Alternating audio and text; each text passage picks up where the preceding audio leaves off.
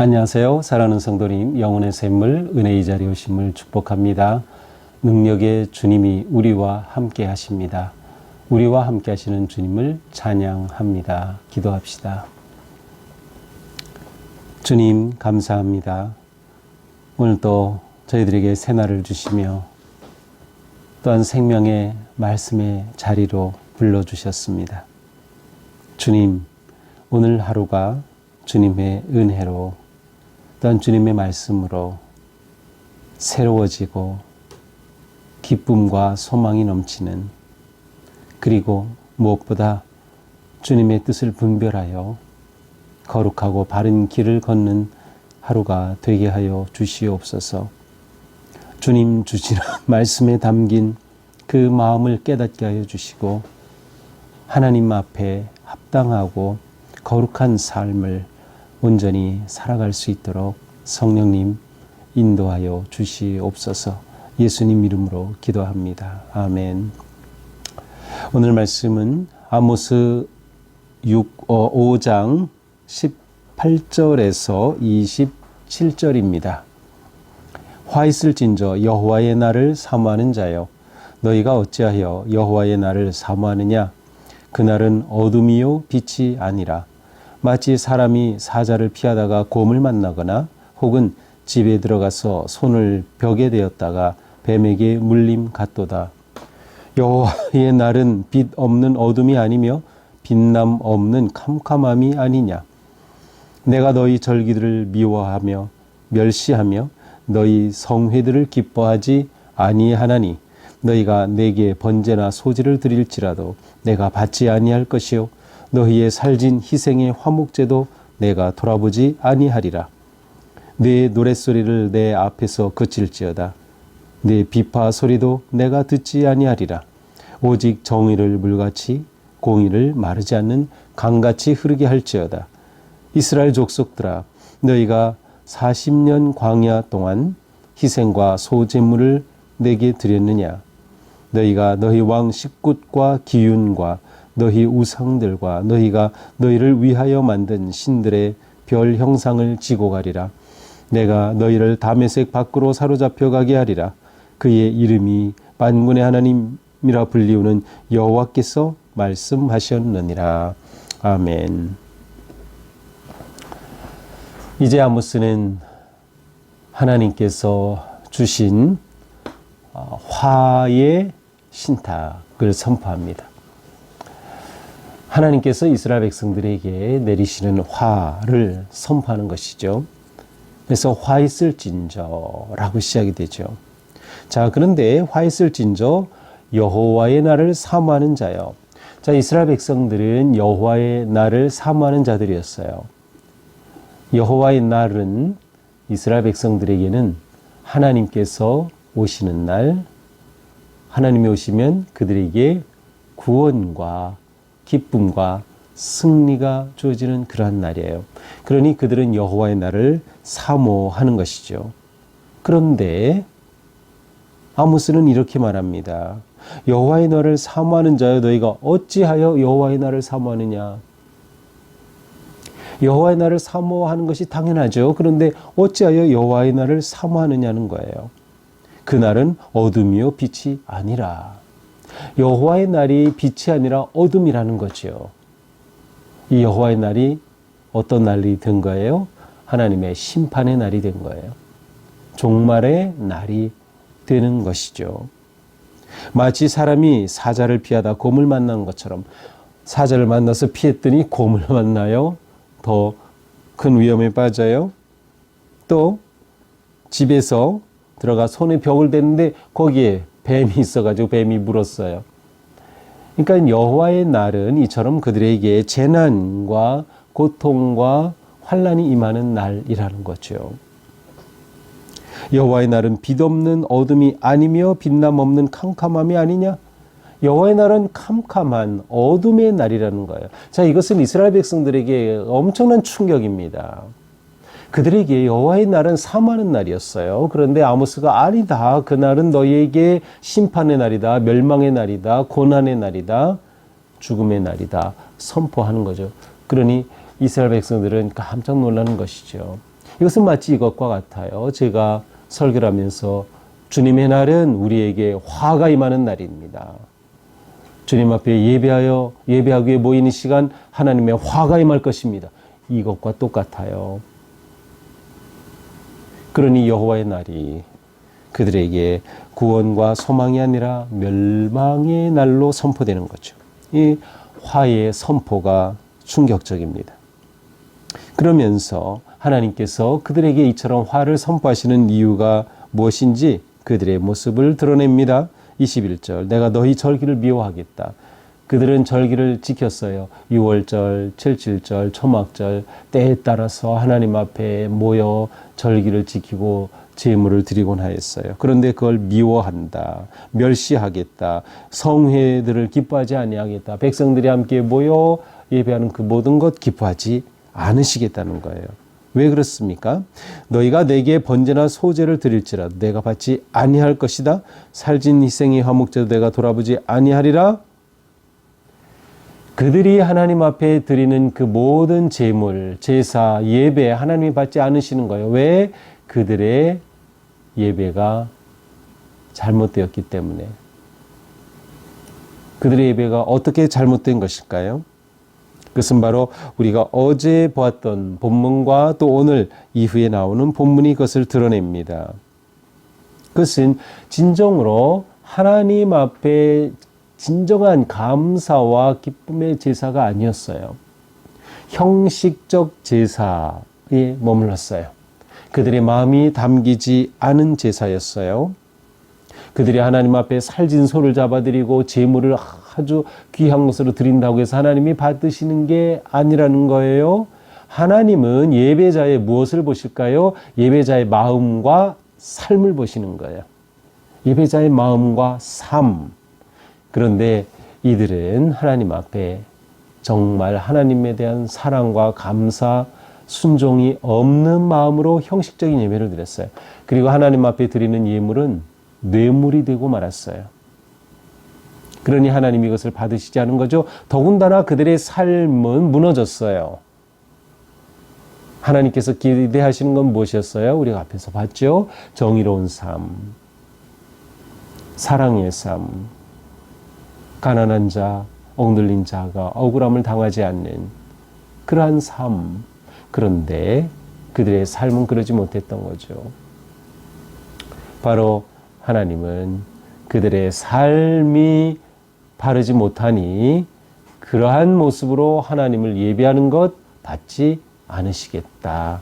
그러한 그들의 찬양, 그들의 그러한 소리 오히려 하나님이 듣지 않으시겠다는 거예요. 내 노랫소리를 내 앞에서 그쳐라. 내 비파 소리도 내가 듣지 않겠다. 오직 정의를 물같이 공의를 마르지 않은 강같이 흐르게 할지어다. 자, 이것이 핵심이에요. 아모스서 전체의 핵심 구절이라고 할 수 있어요. 오직 정의를 물같이 공의를 마르지 않은 강같이 흐르게 할지어다. 자, 그들의 삶에 정의가 사라지고 공의가 사라진 그 삶으로 드리는 예배 하나님이 받지 않으신다. 예배와 삶은 하나입니다. 우리가 주일에 모여 예배할 때, 또 우리가 함께 모여서 예배 드릴 때 그 예배에 드리는 제물은 뭐예요? 우리 자신이에요. 너희 몸을 하나님께서 기뻐하시는 거룩한 산 제물로 드려라. 로마서 12장 말씀처럼 우리는 하나님 앞에 우리의 삶을, 우리의 존재를 제물로 드리는데 우리 존재가 삶 속에서 불의하고 악하고 부정하고 부패하고 탐욕에 빠진 그 삶으로 그대로 와서 하나님 앞에 드린다니 하나님이 역겨워 하시는 거죠. 그 노래, 찬양, 찬송 안 드시겠다는 거죠. 그 제물 안 받으신다는 거예요. 하나님 앞에 드리는 제사, 예배의 중요함은 바로 삶이 예배와 연결되었음을 우리가 알고 우리의 삶이 하나님 앞에 공의롭고 정의로운 삶이 되어야 하는 거예요. 그렇게 될 때 우리의 예배가 진정한 예배가 되는 거죠. 형식에 매인 예배가 아니라 진정으로 하나님 앞에 드리며 희생적으로 감사하고 높이는 참 예배가 되는 것이에요. 자, 정의라고 하는 이 단어, 미슈파트라고 하는 정의라는 단어는 법률적인 용어예요. 법률적인 용어인데 특별히 이것은 재판정에서 바르게 재판이 이루어지는 것, 사회 정의가 이루어지는 이러한 것을 의미해요. 어떻게 보면 그 사회의 조직과 시스템과 관련된 것이라고도 할 수 있어요. 이렇게 정의가 바로 실현될 때 그 사회 안에는 불공정하게 대우를 받는 자가 없어지는 거예요. 억울하게 재판을 받아서 형벌을 받는 자가 없어지는 거예요. 이게 정의예요. 공의라고 최닥하라고 하는 이 공의라고 하는 것은 관계 속에서 드러나는 것을 말해요. 하나님과의 관계, 또 사람과의 관계. 그 관계가 바르게 된 것이 공의예요. 바른 관계의 공의의 핵심은 뭘까요? 사랑이에요.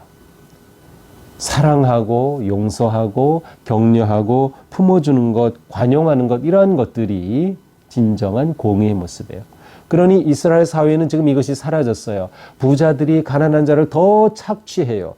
관계가 바르게 세워지지 않은 거죠. 억눌린 자들이 더 고난을 당해요. 관계가 깨진 거죠. 공의가 이루어지지 않는 거예요. 하나님께서는 이런 것을 원치 않으신다. 하나님이 원하시는 것은 정의와 공의로운 삶. 그 삶으로 하나님 앞에 예배할 때 그 예배가 하나님이 받으시는 예배가 되는 거예요. 그런데 이스라엘이 이것을 다 지키지 못한 거죠. 그들의 삶이 무너졌어요. 그들 속에는 억울한 자가 너무나 많았어요. 가난하고 억눌리는 자들이 너무나 많았어요. 아모스서의 메시지의 대상은 사실은 가난한 자, 억눌린 자가 아니라 부자들, 정치 지도자들, 왕들, 이러한 사람들이 그들에게 진정한 어떤 그 아모스의 메시지에 초점이 되는 거예요. 그냥 그들이 삶을 망쳤을 때 하나님은 그들의 예배를 받지 않으신다. 그러므로 하나님이 말씀하시죠. 이스라엘 족속아, 너희가 40년 동안 광야에서 희생과 제물을 내게 드렸느냐? 40년간 이스라엘 백성들은 제물을 드린 적이 없어요. 그럼에도 하나님은 그들을 돌보시고 사랑해 주셨어요.